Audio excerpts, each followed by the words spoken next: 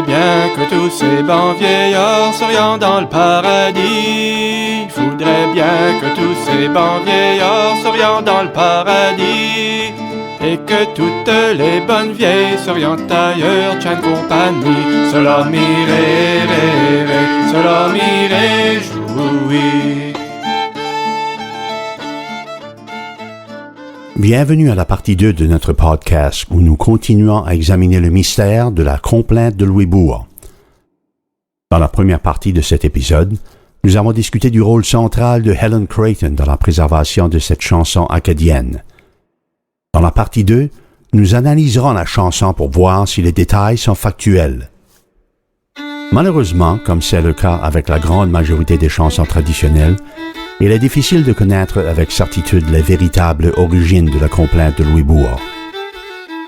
La tradition orale, comparée à celle des chansons écrites, dégradera inévitablement les paroles originaux d'une chanson au fil du temps.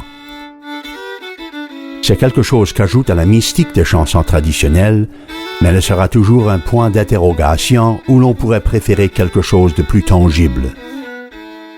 Pourtant, il y a beaucoup à dire sur les détails historiques qui sont contenus dans les versets de cette ballade acadienne. Quelques années après l'enregistrement initial réalisé en 1944, le folkloriste acadien Anselme Chiasson publie les paroles de cette chanson dans sa série de livres « Chansons d'Acadie ». Cette version de la chanson diffère légèrement des paroles de Tom Doucette et semble pointer vers le premier siège de Louisbourg, qui a eu lieu au printemps et à l'été de 1745. Par exemple, il y a un indice dans la strophe numéro 4. Il indique qu'à la reddition de la ville, la garnison française de Louisbourg sortent de leurs chaumières armes et tambours battants. Ceci faisait partie des articles de la capitulation accordés à la garnison française par les Anglais après leur reddition en 1745. C'est une autre histoire à la chute de Louisbourg en 1758, où la garnison française quitte en tant que prisonnier de guerre. Après avoir identifié à quel siège cette chanson fait référence, le reste des détails tombe rapidement en place. La chanson commence avec les mots « C'était toi, mon empereur, qui m'avait placé gouverneur de Louisbourg ».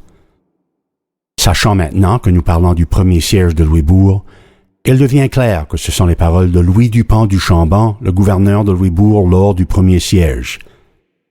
Il s'adresse à nul autre que le roi de France, Louis XV.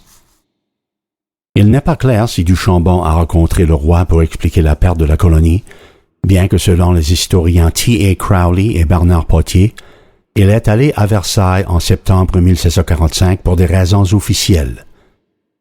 En ce qui concerne l'utilisation du mot « empereur » pour s'adresser au roi de France au cours du XVIIIe siècle, il s'agit simplement d'un anachronisme.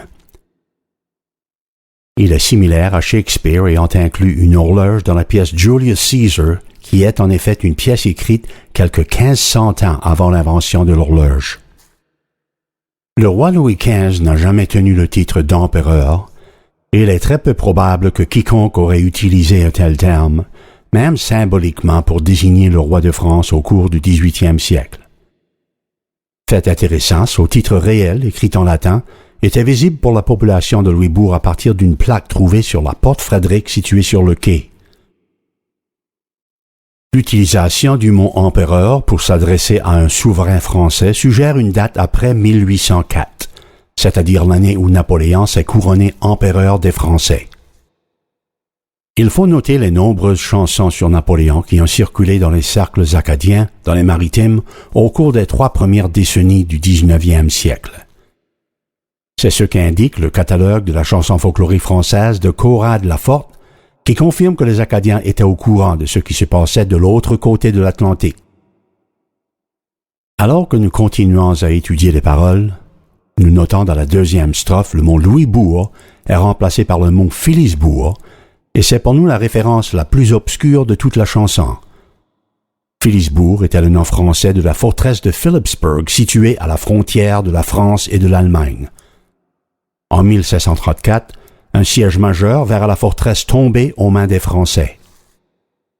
Comment Philipsburg a-t-il pu se retrouver dans une chanson acadienne traditionnelle du Cap-Breton? Lors de la recherche sur ce sujet, aucun lien direct n'a été trouvé. Il a été dit qu'il existe un lien avec Philipsburg et le gouverneur du Chambon, mais la biographie définitive de toute la famille Dupont, écrite par l'historien Egidius Phote, ne mentionne rien sur cette forteresse européenne. Quelques similitudes existent cependant entre Louisbourg et Philipsburg. Premièrement, Philipsburg était connu pour la dégradation des fortifications et deuxièmement, son emplacement était mal choisi tout comme Louisbourg. Fait intéressant, le poupet de la Boularderie, un résident éminent de l'île du Capoton à cette époque, était un vétéran du siège de Philipsburg en 1734. De plus, il assista Louisbourg dans ses préparatifs pour le siège avant d'être capturé lorsque les Anglais débarquèrent près des murs de la forteresse. C'est peut-être la source de la comparaison entre Louisbourg et Philipsburg, mais il n'y a aucune preuve suggérant que c'est le cas.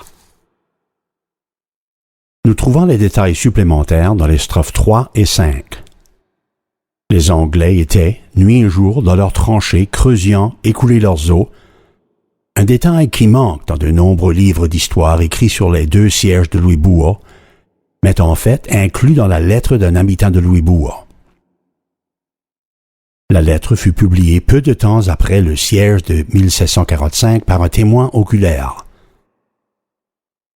Pendant le siège, les Anglais sont également occupés par le demi-bastion du Dauphin situé du côté terrestre des fortifications. C'était l'épicentre des deux armées opposées, et les Anglais ainsi que les Français ont maintenu un barrage presque constant de tirs d'artillerie pendant toute la durée du siège. On revient aux détails de la chanson qui nous fournit une liste de provisions de Louisbourg laissées dans la ville après la reddition des Français, en particulier 1000 barils de poudre à canon. Vers la fin de la lettre d'un habitant de Louisbourg, nous prenons note d'un constat fascinant sur le nombre de barils qu'il leur restait réellement. Et je cite, « Ce qui, par-dessus tout, a amené notre décision à capituler, c'est la petite quantité de poudre que nous avions encore. Je suis en mesure d'affirmer qu'il ne nous en restait pas assez pour 3 charges de canon. À ce sujet, on cherche à tromper le public qui est mal informé. On voulait convaincre qu'il en reste encore 20 000 livres. Il est fort possible que la population civile ait pensé qu'il restait encore une grande quantité de poudre à canon au moment de la reddition. » Historiquement, cette version de la complainte de Louisbourg relie très bien à ce que l'on sait du premier siège de Louisbourg au printemps de 1745. Bien que probablement composé ou fortement modifié au début du 19e siècle, il semble probable que l'information contenue dans cette ballade acadienne traditionnelle provenait en effet de quelqu'un qui connaissait très bien Louisbourg. Dans la partie 3, nous étudierons la possibilité que cette information ait pu voyager dans la région de Chéticamp, en Nouvelle-Écosse.